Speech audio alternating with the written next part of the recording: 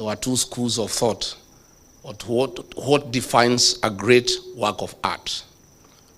One group led by the late Professor Chris Wanjara believed that a good work of art is content, what you say.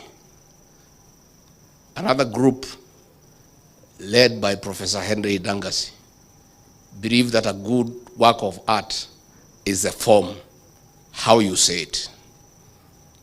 Reading this great book, I want to confirm that it is splendid in both content and form. You have told a good story, and you have told it well. JB Muturia, my brother, is a great friend of mine. We have come from far. We were trying to make Uhuru Kenyatta president in the year 2002, together with Murathe. Those days, I used to take Uji Murathe. I quit the club.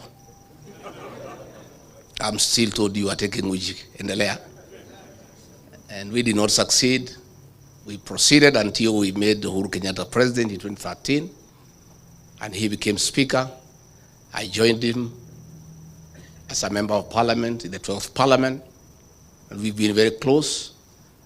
Then we looked for government together. We were in the same cabinet. What JB has written here, especially the latter part, is true. And in the cabinet we served under Gidenji, JB and I were the only true, honest people. When I left, he was left as the only one who is honest. When he left, there's nobody in that cabinet who is truthful. The rest are flower girls and yes, sir. And this is a good story, and these stories must be told. I will be telling mine, but not now. I'm too busy. I have some work to do. But I'll be doing a good work on the Ruto betrayal as we go on. It's good to tell this story because JB tried to bring order to government like he had brought in parliament. And JB was a good speaker. Despite the fact that he came from TNA, he never became a youth winger for Uhuru Kenyatta. JB and Kenneth Marede were two great speakers.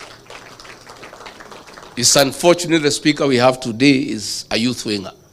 You find him in empowerment forums giving people maharagwe. And for that, JB, we salute you. You created order in parliament.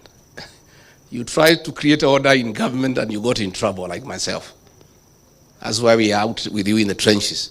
Because you tried to create order. Let me confirm to the people of Kenya that JB Muturi as Attorney General saved this country billions of shillings by refusing to sign shady deals that were laced with conflict of interest and state capture. I remember when one day he was in Dubai and William Ruto called me very annoyed and very angry and full of abuse, abusing JB Muturi in all manner of abuses. Wewe Regiji, tafuta hiyo mtu yako ya bere, hiyo mjinga. Bure kabisa hiyo mtu. Hii sanamu mlitoa wapi mliletea mimi as Attorney General? Tell him, nitafuta yeye kazi. I'm telling him to do things he cannot do. Tafuta yeye, si ni mtu ya kabila yako? Huyu Ruto anasema hataki ukabila. Tafuta yeye and tell him to sign those things. Hey, I called JB. Hey, AG, where? Boss is burning. He is all over. Kwani umefanya nini? What have you done, my brother? You are in trouble. He said I was coming. I'm at the airport, and the boss has called me. I met some business people there and signed a contract on the runway. And I've said I can't. I need to look at the document, give it to people at the chambers, interrogate, and advise government whether it's in order or not. I cannot sign. So I called the president. I said, no. Boss, what you're asking JB to do is wrong. He's on transit, and he's being given documents by people he doesn't even know to put his signature as Attorney General that it is right. And he stood his ground. He was trying to call government to order. I remember one day we were in Naivasha for a conference for cabinet secretaries and principal secretaries. And William Ruto called me to his room again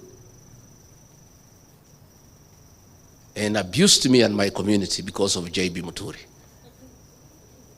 Hii mtu yako ya bere, buri. Ebu muite hapo mwambie hiyo vitu nimwambie afanye.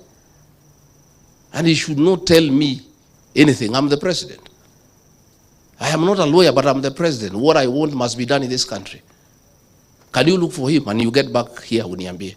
So nikatafuta JB, nikaita yeye kwa room yangu. JB, again wewe, you have robbed my boss the wrong way. What's the problem? JB said he is asking me to sign a deal to buy land with the funds from the Settlement Trust Fund, SFT,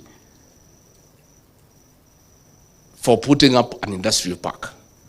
This fund, by law, you can only buy land to settle squatters, to settle Kenyans who are landless. You cannot use it to buy land for any other purpose. I cannot do it as Attorney General. Please tell him I will not do it. So I went back to him, I said, it cannot be done. And he has explained to me, and I agree 100%. So when JB Muturi says we need to call the country to order, he has lived those words. And he was my soulmate in cabinet, because he was only the truthful person who is fearless.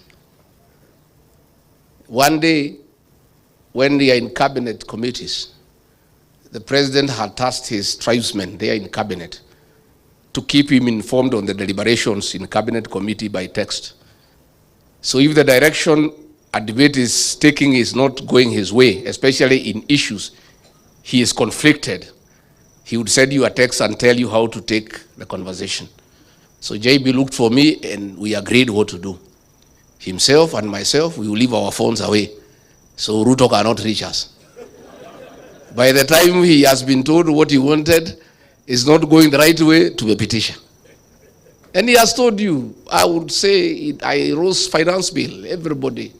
Oh, mkubwa mzuri, I said, boss, this thing cannot be accepted by the people of Kenya, and we'll have an egg on our face. Kenyans will not take this finance bill. He took me to task, I said, no. I told the Secretary to Cabinet, Mase Wajau, put it on record for posterity. I have said, no, it will not work. So when it did not work, we went to cabinet. I wanted to revisit the matter, akakata. I said, boss, can we go back to what I had said? After the agencies brought a problem.